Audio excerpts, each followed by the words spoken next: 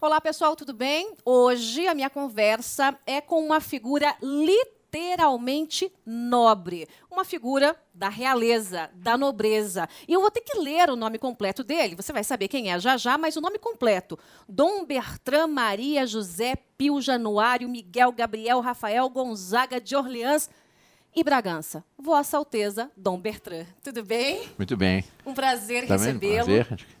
Eu já tinha assistido alguns programas seus, nunca fui entrevistado, mas sempre gostei de suas posições categóricas, sem medo de dizer a verdade. Tem que ser, né, Dom Bertrand? Tem que ser, tem que ser. Tem que Tem que falar, chamar as coisas pelo O nome. que é branco, o que é preto, é preto. Exatamente. O senhor é o porta-voz do movimento monárquico, né? Fala, né, pela monarquia.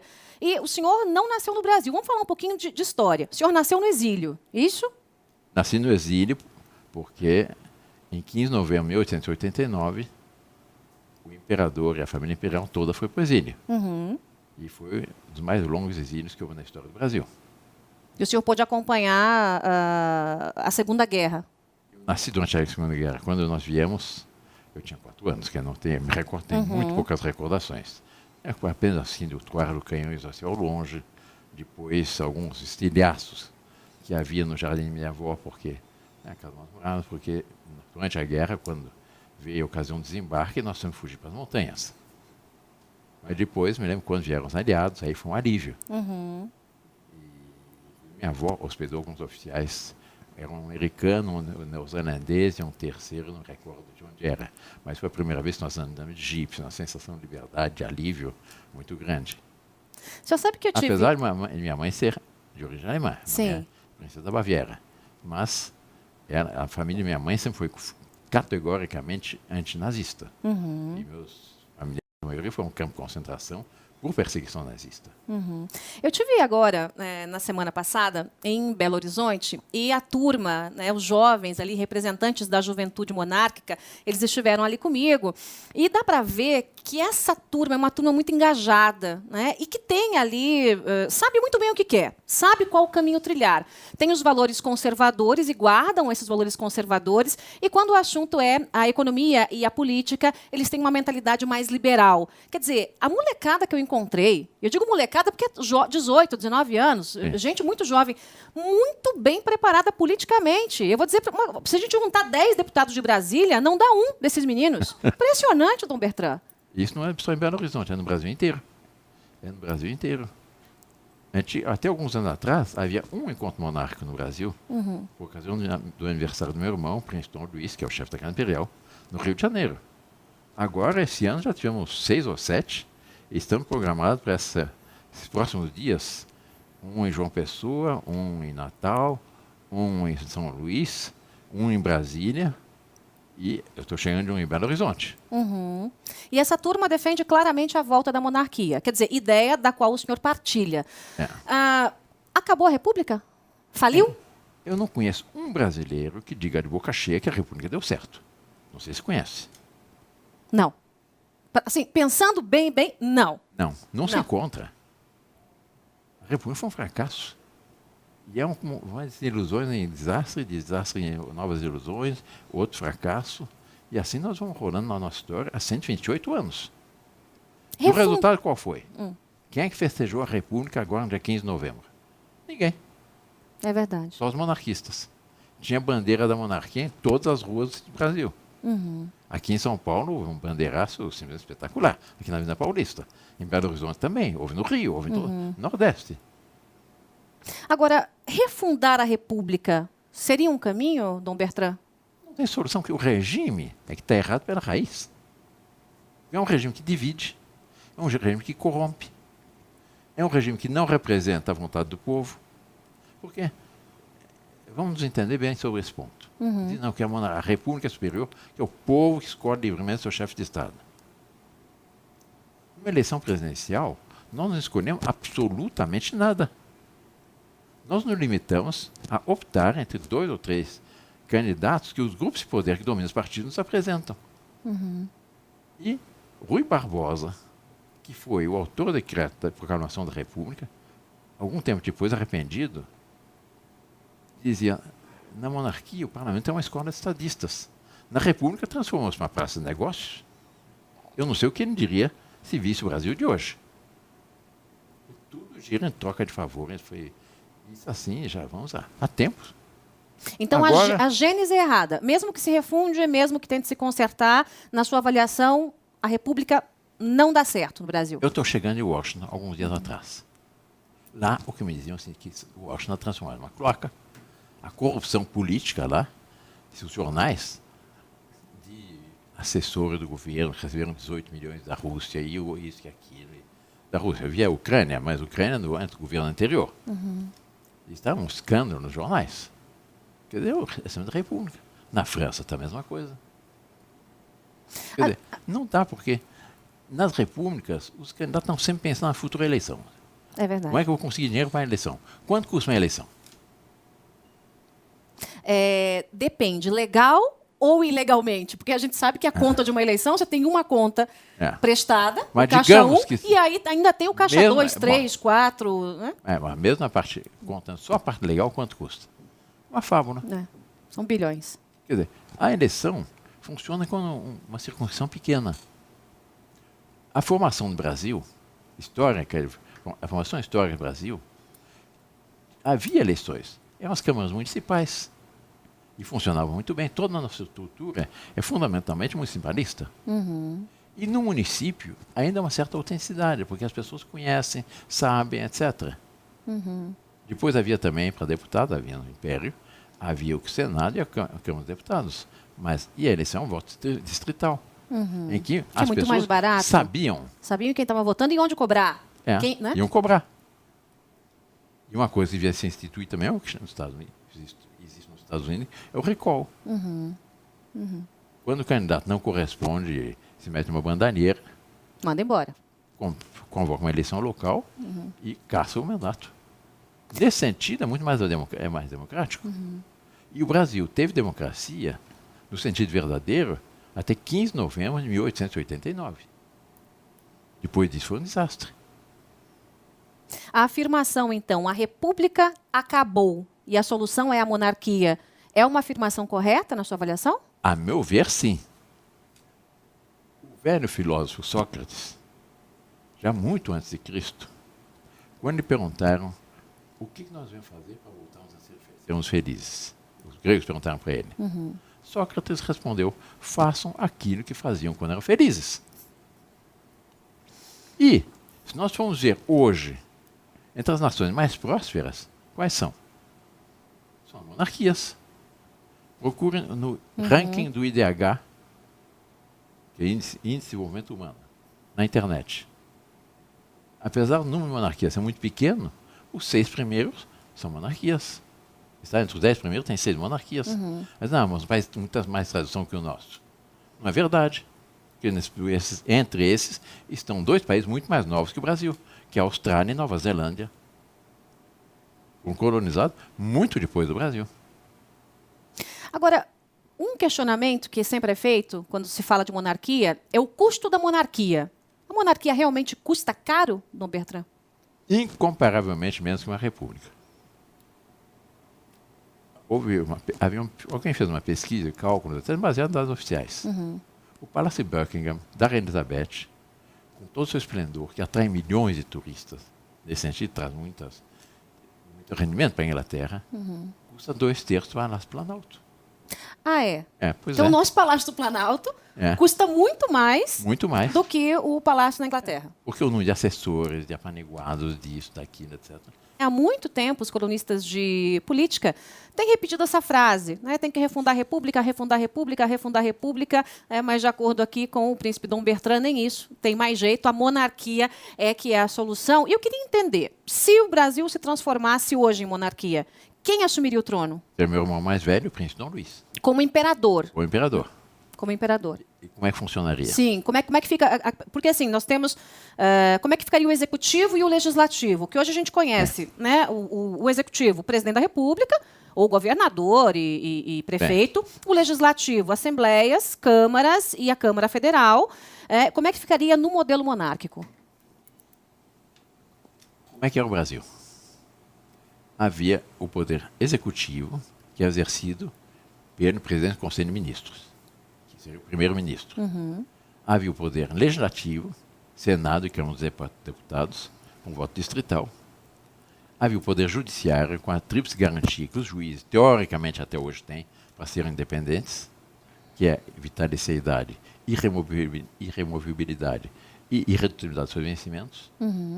E havia o que foi considerado a grande genialidade do regime imperial, que é um quarto poder, que é o poder moderador, que está definido no artigo 98 da nossa Constituição, e que diz que é uma atribuição pessoal do imperador, que visa o quê? Uma coisa muito simples, mas absolutamente indispensável. Basta ver a situação do Brasil atual. A harmonização dos demais poderes em função do bem supremo da nação. Era, sobretudo, um poder harmonizador. Bom, e havia também algo que, teoricamente, nós temos hoje em dia, como o Centrão, o Conselhão, mas havia um Conselho de Estado, que era um conjunto de pessoas de grande sabedoria, que se destacaram em vários setores da atividade nacional, e que formavam o Conselho de Estado. Então, quando se fala do Conselho Crispiniano, Conselheiro Saraiva, Conselheiro João Alfredo, são todos personagens da nossa história. Faziam parte do Conselho de Estado. Hoje, quem conhece os conselheiros do Conselhão? Ninguém. E havia uma coisa muito bonita. Certas questões, o imperador era obrigado a ouvir o Conselho de Estado. Mas depois ele tinha que assumir a sua responsabilidade histórica. Ele tinha que decidir. Agora, o primeiro-ministro seria eleito ou escolhido pelo imperador? Ser escolhido entre que tivesse o apoio do partido que tivesse vencido a eleição. Havia alternância entre o Partido Conservador, Partido Liberal. Em certo momento, fundaram o Partido Republicano, que nunca foi sempre um partido nanico. O máximo que eles conseguiram foram 4 deputados. Nas últimas eleições do Império, conseguiram eleger apenas 2 deputados. Era um sistema muito mais orgânico, mais natural e muito mais enxuto. Agora, pode completar, desculpe. Qual era a missão? Qual a missão de um imperador ou de um rei? Em primeiro lugar, ele tem uma missão simbólica. Ele encarna as virtudes da sua pátria. Ele é o símbolo vivo da nação. Ele é um exemplo que estimula as qualidades do seu povo. Em segundo lugar, ele é natural defensor do seu povo. Ele tem a obrigação de estar na primeira linha na defesa dos direitos do seu povo. Em terceiro lugar, ele é chamado, ele deve saber auscultar as aspirações autênticas do seu povo, somar isso à sua longa experiência pessoal, que lhe vem de muitas gerações, para a orientação do seu povo, para a realização do desígnio de glória que a divina providência tem a respeito do seu povo, da sua nação. Era isso. Não era mais que isso. Mas isso é importantíssimo. Isso é o que nós não vemos hoje em dia. A maior preocupação do brasileiro hoje, Dom Bertrand, é, sem dúvida, a corrupção e a impunidade. A gente tem alguns casos de corruptos que pagaram pelos crimes que cometeram, mas, como o próprio juiz Sérgio Moro diz, é um ponto fora da curva, né? Em que medida a monarquia poderia contribuir para secar um pouco essa torneira da corrupção no Brasil? Eu tenho um texto. Monteiro Lobato dizia que Dom Pedro II era luz do baile. Dizia o Monteiro Lobato: o fato de existir na cúspide da nação um símbolo vivo e ativo da honestidade, do equilíbrio, da moderação, da honra e do dever, bastava para inocular no país informação, o vírus das melhores virtudes cívicas. O juiz era honesto, se não por injunções da própria consciência, pela presença da honestidade no trono. O político visava o bem público, se não por determinismo de virtudes pessoais, pela influência catalítica da virtude imperial. As minorias respiravam, a oposição possibilitava-se. O chefe permanente das oposições estava no trono.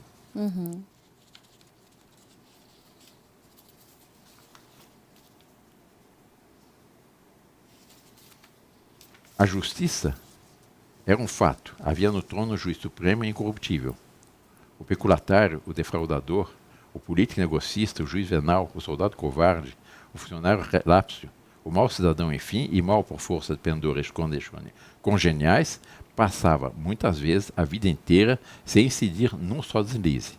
A natureza propelia ao crime, ao abuso, à extorsão, à violência, à iniquidade, mas sofreava as rédeas aos maus instintos, a simples presença da equidade e da justiça no trono.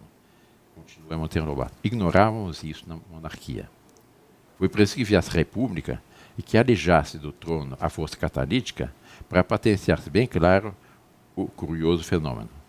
A mesma gente, o mesmo juiz, o mesmo político, o mesmo soldado, o mesmo funcionário, até 15 de novembro, honesto, bem-intencionado, bravo e cumpridor dos deveres, percebendo, na ausência do freio imperial, ordem e soltura, desassamaram a alcatéia dos maus instintos mantidos em quarentena. Daí, o contraste dia a dia mais frisante entre a vida nacional sob Dom Pedro II e a vida nacional sob qualquer das boas intenções quadrienais que se revelam na cúpula republicana. Bom, então, nas palavras de Monteiro Lobato, a República é basicamente a mãe da corrupção no Brasil? É o que Monteiro Lobato disse. E Rui Barbosa? E que afirma também Luiz Barbosa. Há um texto que é conhecido de Rui Barbosa. A maioria das pessoas que têm um pouco de cultura conhece esse texto. De tanto ver triunfar as nulidades, de tanto ver prosperar a desonra, de tanto ver crescer a injustiça, de tanto ver agigantarem-se os poderes da mão dos maus, o homem chega a desanimar da virtude, a rir-se da honra, a ter vergonha de ser honesto. Essa foi a obra da República nos últimos anos. No outro regime, na monarquia, o homem que tinha uma certa nódoa em sua vida era um homem perdido para todo sempre. As carreiras políticas estavam fechadas. Havia uma sentinela vigilante, de cuja severidade todos se temiam, a que, acesa no alto, guardava redondeza, como um farol que não se apaga em proveito da honra, da justiça e da moralidade gerais. Na República, os tarados são tarudos. Na República, todos os grupos se aliaram dos movimentos dos partidos, da ação do governo, da prática das instituições. E aí continua Rui Barbosa sua catilinária contra o regime cujo decreto número 1 foi incredível.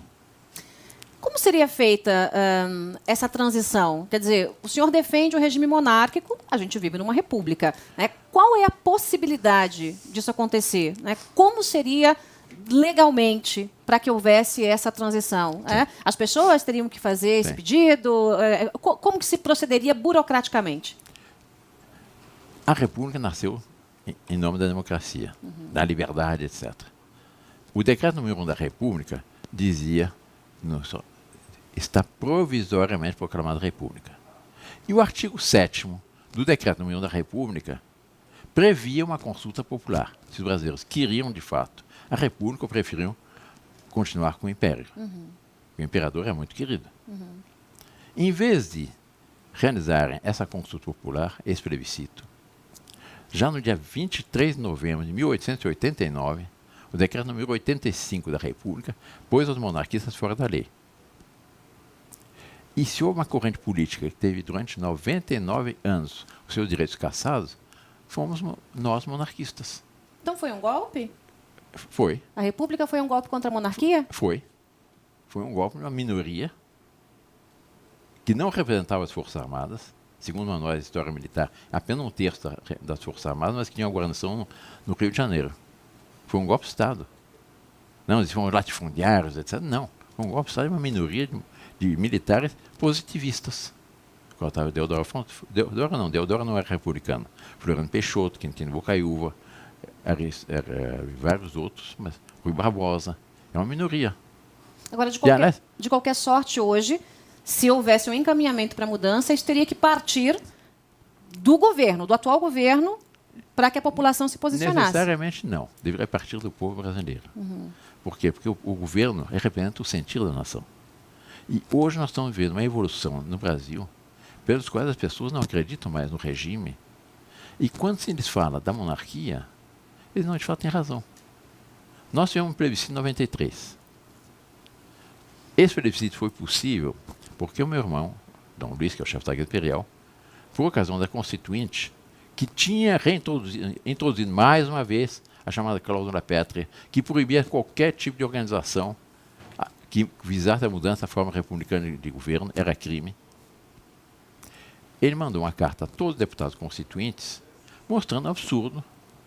No momento de abertura política, estava sendo liberada pelos comunistas, por todos, qualquer partido de esquerda, socialista, etc., para todos, menos os monarquistas.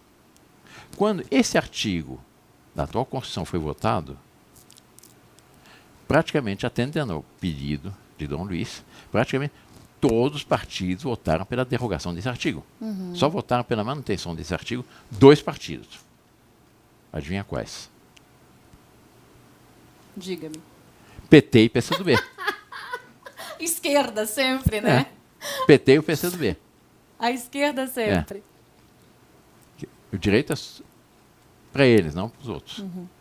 Agora, Bom, e aí houve um plebiscito, mas não havia igualdade de condições. Mas é um fenômeno muito interessante. Todos os debates em que os monarquistas enfrentavam os republicanos em pé de igualdade, fazia-se, no fim, um plebiscito simulado, vencia a monarquia. Quer dizer, se tivesse havido igualdade de condições, com toda certeza, seria monárquico, seria monárquico, novamente. Estaria na mesma linha que foi a continuidade na nossa história. Porque a monarquia não é um retrocesso na história. É porque a visão que as pessoas que não acompanham, a visão é essa, né? Vai aparecer lá um rei com uma coroa, um cetro na mão, aquela coisa de filme, né? E não é isso. Pelo menos não isso que esse movimento prega, esse movimento monárquico, né? O que nós pregamos é a volta a um regime que corresponde à boa ordem pós-poder da criação, que é a monarquia. Porque, se vamos ver, tudo que Deus Nosso Senhor fez é monárquico. O que é mais amplo? As constelações celestes. Qual a estrutura das constelações celestes? Na nossa constelação, o sistema solar, o Sol é o astro-rei. Imagine que houvesse uma Revolução Francesa, não, vamos depor o astro-rei. Seria um caos. O que é menorzinho na criação? Um átomo. Qual é a estrutura interna de um átomo? A micromonarquia tem um núcleo em torno do qual gravitam os elétrons. Se modificar essa estrutura, o que acontece? Uma ecotrama nuclear é o princípio da bomba atômica. A família. Qual é a estrutura da família? Por instituição divina. O pai é rei, a mãe é rainha, os filhos são os príncipes herdeiros. Numa fazenda, a mesma coisa. Quer dizer, as coisas não funcionam. Uma vez, não aparece nos Estados Unidos, os americanos são loucos por monarquia, rainhas, etc. Do que fala disso, eles ficam alucinados. Uma palestra que eu fiz nos Estados Unidos não tinha nada a ver com monarquia. Mas, no fim, veio a eterna pergunta se eu ia falar monarquia, se eu achava da nobreza, etc. E me perguntaram se eu era monarquista. Então, para o Brasil, eu sou monarquista por tais razões. Aí, havia no auditório um que eu sabia que é um mega empresário. Levantou a mão. Ele disse, não concordo. Ele disse, não concordo por quê? Eu acho a República superior, porque na República qualquer um pode ser presidente da República. Em segundo lugar, é o povo que escolhe livremente seu chefe de Estado. Disse, olha, agora o senhor está me provocando, agora ouça. Dizer que qualquer um pode ser chefe de Estado é a mesma coisa que dizer que qualquer um pode vencer a loteria. Ninguém vai organizar sua vida partindo do princípio que vai vencer a loteria. Em segundo lugar, que o povo escolhe livremente seu chefe de Estado, o povo, nem aqui nos Estados Unidos, nem no Brasil, nem em lugar nenhum, não escolhe absolutamente nada. O máximo que nós fazemos é optar entre 2 ou 3 alternativas que os partidos dominam, os grupos de poder dominam os partidos, nos apresentam. Mas, em terceiro lugar, se você está tão convencido das vantagens do regime republicano, por que você não proclama a república na sua empresa? A cada 4 anos, vão votar todos. Vai votar, o senhor vai votar, a faxineira vai votar, o mecânico do posto petróleo vai votar, o chofer do caminhão vai votar, o chefe do setor jurídico vai votar, vamos votar todos. Para saber quem vai estar no seu lugar, quem vai ser o chefe do setor jurídico, quem vai ser o engenheiro responsável pelo posto de petróleo, quem vai ser isso, vai ser aquilo. Aí disse, não, assim vai anarquizar a minha empresa. Ué, é a mesma coisa. Não funciona. Bom exemplo. O senhor citou aí que, na verdade, na República não se escolhe coisa nenhuma porque os pacotes são apresentados e você tem que escolher entre aqueles pacotes que já são apresentados. Quer dizer, hoje nós temos alguns pacotes que serão apresentados em 2018, que a gente mais ou menos sabe. Né? Vai ter um candidato do PT Pode ser o Lula ou não, quer dizer, ele pode começar a corrida e lá para frente ser preso ou desistir para outro candidato, mas mais ou menos o que se impõe é isso aí. Vai ter o Bolsonaro, né, se o Supremo não fizer nada para impedi-lo de ser candidato, porque a gente vê aí algumas decisões para pegar no pé do Bolsonaro. Vai ter um candidato do PSDB que a gente não sabe ainda direito quem vai ser, mas alguém vai aparecer. E aí tem aqueles lá de sempre, Marina Silva, Ciro, mais do mesmo. Como é que a senhora avalia essas propostas, né? Esses senhores que se apresentam em busca do nosso voto? Há alguém, na sua avaliação, que nesse sistema de urna seja um pouco melhor para o Brasil? Esse sistema divide. Depois de uma eleição, a nação está dividida. Mal começa a cicatrizar essa divisão, já estão pensando nas outras eleições. O Brasil, nós nos livramos de um partido que tinha como intenção fazer do Brasil uma república soviética. PT, o Zé Dirceu disse claramente no seu discurso de posse que o projeto dele era 30 anos de poder para fazer do país um país socialista. E eu tenho um recorte de uma entrevista do Lula, no El País em Madrid, em que ele disse claramente que nosso objetivo é fazer do Brasil um país socialista, que é um país comunista. Nós conseguimos nos livrar desse partido. Em certo momento, o povo brasileiro disse, basta. Agora, e o país foi saqueado. Foi literalmente saqueado. Agora, é preciso fazer uma série de reformas para tirar o país da situação trágica em que está. São a reforma da Previdência, a reforma trabalhista, a reforma tributária, uma série de reformas são indispensáveis. Senão, o Brasil não funciona. Mas, em vez de terem visto o bem da nação, estão todos disputando, fazendo acordos com chaves, etc., para ver quem vai ser o candidato. Não funciona. Quem é que paga isso? Os trouxas aqui. Os trouxas aqui. Todo dia. Todo dia. Nós temos a mais alta carga tributária do planeta, com serviços péssimos. Aliás, com um Estado paquidérmico, que assumiu uma série de funções que não lhe são próprias. Porque quais são os 4 pontos fundamentais para a sanidade de uma nação? Do ponto de vista social, a família. Família como Deus a fez. Do ponto de vista econômico, livre iniciativa, respeito à propriedade privada e o princípio de subsidiariedade. O princípio de subsidiariedade, o que é? É um princípio que decorre do fato de que a vitalidade de um povo não vem de cima para baixo, vem de baixo para cima. Então, segundo esse princípio, simplificando muito a realidade nacional, nós temos na base as famílias, depois o município, o Estado e a União. Segundo esse princípio, os governos municipais só deveriam fazer o que o conjunto das famílias daquele município não for capaz de fazer. Nisso estão as empresas, os clubes, as associações culturais, os clubes esportivos, aquele todo orgânico do município. O governo do Estado só deveria fazer o que o conjunto das famílias e dos municípios não foram capazes de fazer. E o governo da União só deveria fazer o que as famílias, os municípios e os estados não foram capazes de fazer. A missão do governo é, sobretudo, orientar. Porque governar não é administrar. Quando pergunto para as pessoas o que é um bom governante? Um bom administrador. Isso é perfeitamente errado. Um bom governante é como um maestro numa orquestra. Ele coordena, ele estimula a todos e cada um dar o melhor de si para que a sinfonia saia o melhor possível. Mas ele não é um ditador. Ele não toca nenhum instrumento, mas faz uma coisa muito mais importante, que é coordenar, orientar, estimular, etc. O senhor vota ainda hoje? Se for preciso, voto. Já tem um pré-candidato em mente para as próximas eleições? Não. Está difícil? Está difícil. Um mar de sal, né? Um mar de sal. Está difícil. Agora, Dom Bertrand, vamos falar um pouquinho de uma pauta que a gente estava falando aqui fora do ar, que é a privatização. O senhor, como esse defensor da monarquia, também defende as privatizações no Brasil? Com toda certeza. Porque tem que desmontar esse paquiderme. Se não desmontar esse paquiderme, a nação nunca vai funcionar.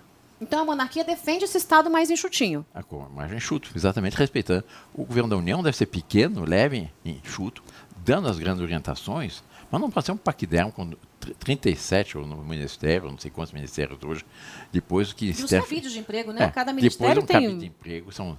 E tudo é ideologia? É, chama-se por ideologia? Exato. Ou por negociado? Não é negociado, cabide de ideologia, é tudo. Porque não funciona. Pega uma empresa, as empresas são enxutas, são pequenas, etc. As coisas estatais não funcionam. Há um princípio que os economistas dão, que eu acho que é verdadeiro, é que assim, tudo que o Estado faz de bem, em matéria econômica, é mal feito. O que faz de mal é bem feito. Agora... Não funciona. Quer dizer, era preciso privatizar ao máximo. Eu sou muito favorável às privatizações. Agora, eu não sou favorável a algo que está acontecendo no Brasil agora, que me preocupa muitíssimo, que é nós estamos privatizando a nossa empresa, as hidroelétricas, as linhas de transmissão, etc., vendendo a preços de banana para quem? Para a China. Para uma estatal. Para estatais chinesas que dependem do Partido Comunista Chinês. É um risco para o Brasil, Dom Bertrand? É muito grande. Porque eu não vou entregar todo o segredão das hidroelétricas, etc., para um partido que é o comunista, que é a fonte de todas as tiranias. E que financia o maluco da Coreia do Norte, né? Que gosta de ficar jogando bomba, brincando de jogar bomba. Exato. Exato. E o comunismo? Você acha que há esse risco do fortalecimento do comunismo, a tentativa do Brasil, através da China? Vai se favorecer o comunismo. Pelo menos o comunismo internacional. E quanto custou o comunismo? Segundo o livro negro do comunismo, custou mais de 100 milhões de vidas. Isso está documentado. Aliás, não é um livro escrito por direitistas, é um livro escrito por alguns esquerdistas franceses, devem conhecer o livro negro do comunismo. Você encontrava vendo aqui na Saraiva, na FNAC, até algum tempo atrás. E está muito bem documentado. Quer dizer, eu posso dizer algo que comunismo, nazismo é verso e reverso da mesma medalha. Eu não entendo como é que se proíbe o nazismo, aliás, muito indispensável proibir, inclusive por experiências familiares. Minha mãe é alemã e a maioria dos meus parentes foram para o campo de concentração porque eram antinazistas. Sofreram. Tem uma tia-avó que morreu em consequência de experiência médica feita sobre guerra no campo de concentração. Mas qual é a diferença do nazismo e do comunismo? Tem. Nenhum. Nacional-socialismo. Exatamente, a mesma coisa. Só tem uma diferença. O comunismo matou muito mais gente. Essa é a realidade. Exatamente. Vamos ver a realidade como ela é. É tudo, no final das contas, é tudo esquerda, é tudo regime sanguinário, assassino, Estado gigantesco, o povo dominado, e acabou. Todos esses tiranos comunistas têm fortunas fabulosas. É verdade. A começar pelo Fidel Castro. De pobre, nunca teve nada. Nada. Absolutamente nada. Quando falam em intervenção militar, como é que o senhor reage? Eu não sou a favor do regime militar, porque nós não podemos querer organizar uma nação como se fosse um quartel. Uma nação todo viva, orgânico, suas vitalidades, seu povo, etc. Pode haver circunstâncias, não digo que agora, em que seja necessário a suspensão temporária de algumas garantias quando há um caos completo na nação. Mas essa suspensão de direitos deve ser 3 condições. Primeiro, será o mais curta possível. Segunda condição, que tenha preocupação de restaurar a normalidade nacional quanto antes. E que seja feito em resposta às aspirações da nação. No Bertrand, para a gente seguir para a finalização, estou com um livro aqui, Psicose Ambientalista. Já é a 5ª edição do livro aí do Dom Bertrand, do príncipe Dom Bertrand, e são os bastidores do ecoterrorismo para implantar uma religião ecológica igualitária e anticristã. Basicamente, o senhor fala dessa investida das esquerdas para implantar esse ecoterrorismo. Explica um pouco mais, Dom Bertrand. Os vermelhos ficaram verdes. O MST, qual é a bandeira deles agora? Depois a ecologia. Tem que acabar com esse mar verde. Mar Vermelho, verde, são as canaviais, os eucaliptos, isso e aquilo. E baseado numa série de mitos completamente falsos. E que acaba e com isso eles querem paralisar o Brasil. A partir de umas ideias não tem nenhum fundamento científico. Não, o planeta está aquecendo. Os polos vão derreter, vão inundar cidades. Estão derrubando a Amazônia, estão queimando a Amazônia. Vão acabar com a ecologia. Não tem fundamento nenhum. É uma repetição de mentiras. É tudo um conjunto de mentiras. Dizem que o planeta está aquecendo. Qualquer cientista sabe que isso é cíclico. E o clima ser mais quente ou menos quente, depende das explosões solares. Um dos maiores cientistas do Brasil, que é o professor Evaristo Miranda, que é da Embrapa, ele disse uma coisa que eu gostei muito. O homem é muito pequeno para achar que vai modificar o clima. Põe isso no seu É lugar, muita pretensão né? do homem Insignificante, achar né? que vai mudar o clima. Verdade. E, se for ver as curvas das mudanças climáticas, houve períodos na história muito mais quentes. A Idade Média. Os cientistas dizem que aquele progresso que houve, porque foi um salto muito grande na Idade Média, foi por causa de um longo período quente medieval. Como é que chama a Groenlândia? Greenland, terra verde. Era verde. Hoje é só gelo. Era verde. E os cientistas dizem que nós tivemos um período de aquecimento que culminou em 1998. Nós estamos em período agora de resfriamento. Mas esse período de aquecimento, cerca de uns 100 anos mais ou menos, a Terra o aquecimento foi de 0,8 graus centígrados. Não é nada. Hoje nós estamos no fim de novembro. Eu estou aqui de pullover. Quer dizer, A gente vê esses movimentos, em especial o MST, né, com esse discurso do vamos defender a ecologia, destruindo a propriedade Quem mais privada, destrói? agindo como terroristas, atacando o produtor. Quer dizer, tudo com base nessa linha de esquerda. de esquerda. Quem mais violou as leis de defesa ecológica, quem foi? O PT, o MST Que é a mesma coisa. e o INCRA. Né? É tudo Tá farinha do mesmo aprovado, saco. isso aí está perseguindo. Eles recebem uma multa colossal, mas evidentemente eles perdoaram a multa deles. Mas para fazer o quê? Qual foi o resultado da reforma agrária no Brasil? Favela rural. Exatamente, favela Para rural. ter ideia a respeito disso, eu dou um dado. O Brasil não é o maior país do mundo. O Brasil é o quinto maior país do mundo. Só que o Brasil é o país que tem a maior área aproveitável e cultivável do planeta. Não há nenhum país que tem condições agrícolas como o Brasil. Nós temos no Brasil, hoje em dia, de agricultura, incluindo as agriculturas anuais, as perenes e reflorestamento, cerca de 9% do território nacional. Dá cerca deve dar uns 70 e poucos milhões de hectares. Segundo o INCRA, nós temos no Brasil 84 milhões de hectares. Qual é o resultado? Nada. O governo Lula se vangloriava da Bolsa Família para os assentados. Ao passo que a agricultura privada, o agronegócio, o Brasil hoje alimenta, segundo dados da Embrapa também, mais de 1 bilhão de pessoas. Já é quase 1,5 bilhão de pessoas. 1,5 bilhão de pessoas. Praticamente um quarto da humanidade vive os alimentos brasileiros. Por que o Brasil pôde passar essas crises econômicas mundiais todas tranquilamente? Por causa do agronegócio, da agricultura. Mas vamos perseguir os agricultores? Que é o que acontece. É o que acontece.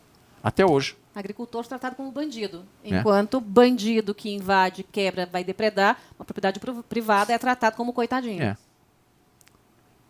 E querem dar mais terra para os índios também. É. Porque não tem sentido. Os índios que vivem no campo, ainda tem nas aldeias, são minoria. Minoria. Ah, não, tem que dar terra. Porque nós somos invasores. Nós trouxemos para cá a cultura, a fé, a cultura, o desenvolvimento, o progresso, etc. Os índios, como todo esse cima que nós temos por eles não tinham nem a roda. Não tinham ferro, não tinham nada. E os próprios índios dizem... Eles não querem mais Não, isso. eles querem... dizem, nós não queremos viver no jardim zoológico humano. Porque essas reservas indígenas, sob dependência da FUNAI, do CIMI, etc., são uma espécie de jardim zoológico. Não pode ter progresso, não pode ter escola, não pode ter isso, mas aquilo. Não tem fundamento nenhum. Nós queremos bem os índios porque são filhos de Deus como nós. Qual o maior bem que nós podemos querer para um índio? A fé, a civilização, a cultura, o progresso e assimilá-los. Uma nação é, antes de mais nada, o quê? Uma grande família com destino em comum a realizar. E não uma luta de classe, de raças, etc. O Brasil, o senhor ainda acha que o Brasil é o futuro? Tenho certeza. Porque as reservas morais do nosso povo são muito maiores do que parece. Nós tivemos uma demonstração dessas reservas extraordinária no dia 13 de março de 2016. No dia que o Brasil inteiro saiu às ruas dizendo basta. Nossa bandeira é verde e amarela, nossa bandeira jamais será vermelha. E o que eles bradavam? Quero o meu Brasil de volta. Esse Brasil de volta não era o Brasil do Juscelino, ou do João Goulart, ou do Getúlio Vargas, etc. Esse Brasil de volta que eles que pedem é aquele Brasil que todo Brasil tem uma intuição interna do que nós chamamos a ser. Uma nação que seja uma grande família, com um destino comum a realizar, com harmonia, com progresso, com um Estado que seja tudo que garanta esse clima psicológico, que cria as condições para que todos e cada um possa dar o melhor de si, para a sua família e para o conjunto da nação. É isso que os brasileiros querem. Aqui no dia 13 de março, disseram que eram 1.480.000 pessoas. Uma pessoa da polícia me disse que eram mais. Não houve uma ocorrência policial. No fim do dia não havia papel no chão, não havia garrafa de plástico no chão. A Paulista estava apinhada de gente. Não cabia um alfinete. Não houve uma briga. Nada. É verdade. Eu estava lá. Famílias e mais famílias. Eu também estava. Nas ruas. Famílias. Esse é o Brasil autêntico. Esse é o Brasil que nós vamos querer criar as condições para que ele possa se desenvolver livremente, sem essa tirania de leis que nós temos hoje em dia. Porque, teoricamente, nós somos democracia. Mas nós temos uma lei que é um inferno. Tudo é regulamentado. Há um adágio, eu estudei Direito, há um adágio que se aprende no primeiro ano do curso de Direito, nos cursos de Introdução à Filosofia do Direito, que é plurem lex pessima res publica. Quanto maior a lei, pior a coisa pública. É um Estado policialístico, né?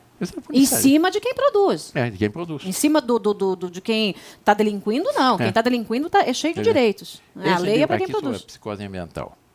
Nós tínhamos até há pouco, antes do novo Código Florestal, mais de 16 mil leis ambientais, 16 artigos, regulamentos, etc. Um inferno. É impossível cumprir. É impossível cumprir. É impossível conhecer para o agricultor. Como é que ele vai conhecer? É impossível. A questão tributária. O relator da comissão que estava estudando a reforma tributária disse uma coisa que eu achei muita graça, mas inteiramente verdadeira. O Brasil tem um manicômio tributário. Um manicômio tributário.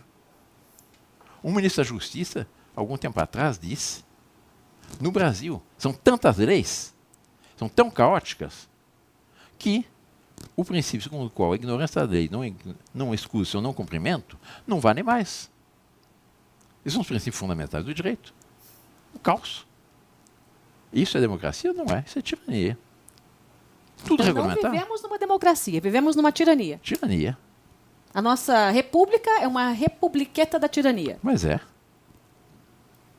Foi pior com o PT. Muito pior. Mas continua a mesma coisa.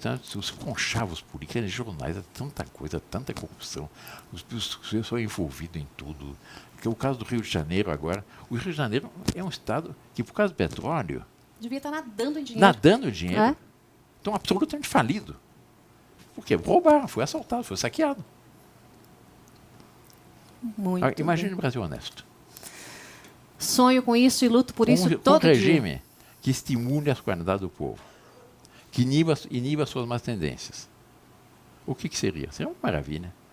Nós temos tudo para ser os países mais próximos do mundo. Sobretudo, nós temos um povo que é muito bom. Temos tudo menos a política. É muito bom. Né? É o Brasil de cá, o Brasil do povo. São dois Brasis. E o Brasil de lá da corrupção. Não, o Brasil real é o Brasil que saiu na Avenida Paulista e em todas as capitais no dia 13 de março. O Brasil da corrupção é Brasília. Essa politicagem, essa troca de favores, esse balcão de negócios. O que será o Brasil e o que nós somos chamados a ser? E eu tenho certeza que, com a ajuda de Deus, hoje Nossa Senhora Aparecida, que é a rainha do Brasil, o Brasil saberá superar essa crise. Porque a vontade do povo, o povo brasileiro é bom.